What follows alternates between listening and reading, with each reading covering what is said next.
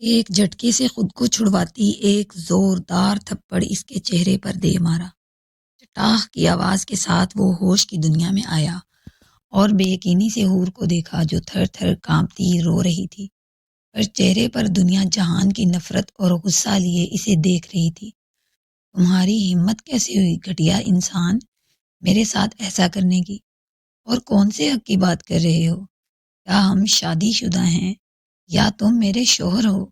میں تمہاری بیوی ہوں یا تم نے مجھے بھی دوسری لڑکیوں کی طرح سمجھا ہے جسے جب چاہو اپنی ہوس کا شکار بنا لو؟ کیا سمجھا ہے تم نے مجھے؟ کیا ایک طوائف ہوں میں؟ کب سے تمہارا گھٹیا پن چپ چاپ دیکھ رہی ہوں، تم تو سر پر ہی چڑھنے لگے۔ وہ چیختی اس کا گریبان پکڑ کر غصے سے جھنجھوڑ رہی تھی۔ سفیان کی آنکھوں سے مانو جیسے خون ٹپک رہا تھا اس کی باتوں پر۔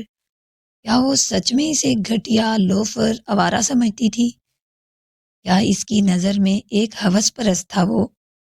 اس کی بچپن کی محبت کو وہ ہوس کہہ رہی تھی؟ یہ اوقات تھی، یہ امیج تھی اس کی میری نظر میں؟ اچانک سفیان نے غصے میں سختی سے اس کے بازو سے پکڑا۔ حق دیکھنا ہے نا تمہیں؟ تو دکھاؤں گا حق تمہیں بہت جلد، دیکھ لینا حق۔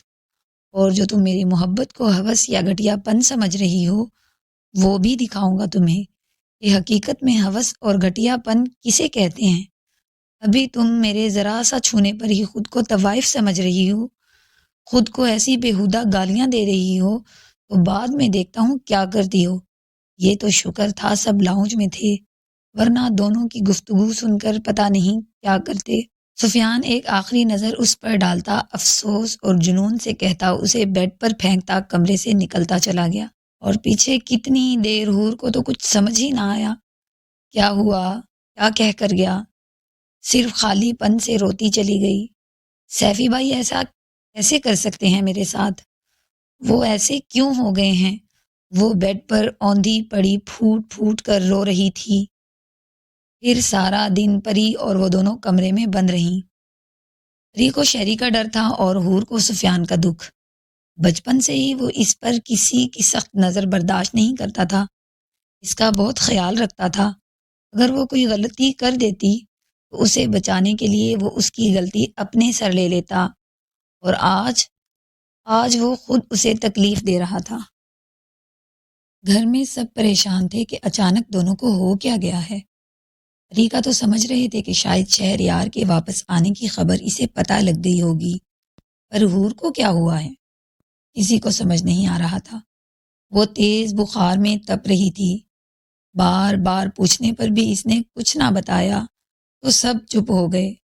سب نے سوچا شاید کسی چیز سے ڈر گئی ہوگی، وہ تھی ہی ایسی چھوٹی چھوٹی بات پر ڈرنے والی۔ عالیہ بیگم نے پری کو سمجھا دیا تھا کہ شہری اپنے کیے پر بہت شرمندہ ہے، اس نے جو کچھ کیا اس کے لیے معافی چاہتا ہے پری سے۔ یہ سب شہری نے حماد صاحب سے معافی مانگتے ہوئے کہا اور پری کو دکھ دینے کی بھی معافی مانگی۔ احمد صاحب بہت خوش تھے کہ ان کے غسیلے بیٹے کو کچھ تو عقل آئی۔ اب خوشی سے سب اس کی واپسی کا انتظار کر رہے تھے۔ اور دوسری طرف نوشین کی شادی کی باتیں چل رہی تھیں، اور حماد صاحب نے نوشین کی شادی کے ساتھ دراب کے لیے بھی ایک فیصلہ لیا تھا جو اب صرف سب سے شیئر کرنا تھا۔ پاپا، سفیان فراز صاحب کے کمرے میں داخل ہوتے انہیں پکارا، جہاں فراز صاحب اور حسن بیٹھے بزنس کی باتیں کر رہے تھے۔ سفیان کی پکار پر دونوں اس کی طرف متوجہ ہوئے۔ مل گیا لاڈلے صاحب کو اپنے باپ کے لیے وقت۔ حسن نے اسے ہاتھ سے پکڑ کر اپنے ساتھ بٹھایا اور فراز صاحب نے اس کی سپاٹ چہرے کو دیکھ کر ٹوکا، جس پر وہ بغیر شرمندہ ہوئے اپنی بات پر آیا۔ پاپا، مجھے کچھ کہنا ہے۔ کیوں، مجھ سے کچھ نہیں کہنا؟ حسن نے اس کے سرخ چہرے کو دیکھ کر پوچھا۔ اسے کچھ ٹھیک نہیں لگ رہا تھا۔ دونوں سے کہنا ہے، اس نے اپنے ہاتھ کو گھورتے ہوئے بولا۔ اس کی آواز میں عجیب سا خالی پن تھا جو دونوں کو اس کی طرف متوجہ ہونا پڑا۔ فیاض، فراز، عالیہ اور آئمہ چاروں بہن بھائی تھے۔ فیاض امریکہ میں رہتا تھا اپنے ایک بیٹے کمیل اور بیگم نسرین کے ساتھ۔ فراز کے دو بیٹے تھے، بڑا حسن، چھوٹا سفیان اور ان کی بیگم فاطمہ۔ جب سفیان 3 سال کا تھا تبھی اس دنیا سے چل بسی تھی۔ تب سے فراز نے دونوں کو اپنی جان سے لگا کر پالا تھا۔ سیفی تھوڑا کبھی کبھی ضدی ہو جاتا تھا پر دل کا بہت اچھا تھا۔ ہاں بتاؤ، میں سن رہا ہوں۔ پاپا، میں حور سے شادی کرنا چاہتا ہوں اور آپ دونوں میرے رشتے کی بات کریں وہاں۔ اس کے دھماکے پر کچھ دیر تو دونوں ہی دیکھتے رہے۔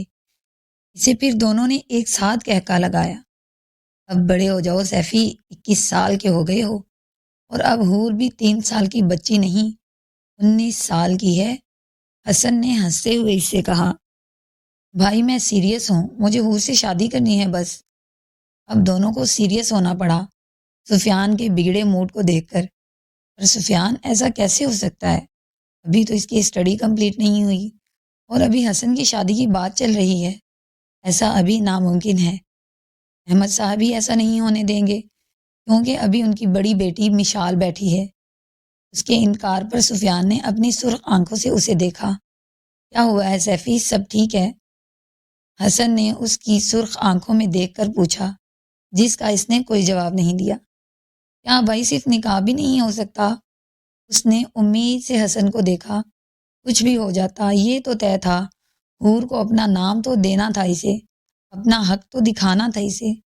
بات سمجھنے کی کوشش کرو سفیان، فراز صاحب نے اب کی بار کچھ سخت لہجے میں کہا۔ ٹھیک ہے، میں سمجھ گیا، کچھ سوچ کر کہتا وہ بنا دونوں کی طرف دیکھے جس طرح آیا تھا اسی طرح سپاٹ چہرہ لیے چلا گیا۔ اسے کیا ہو گیا ہے؟ اچانک کیسے شادی کا بھوت سر پر سوار ہو گیا ہے؟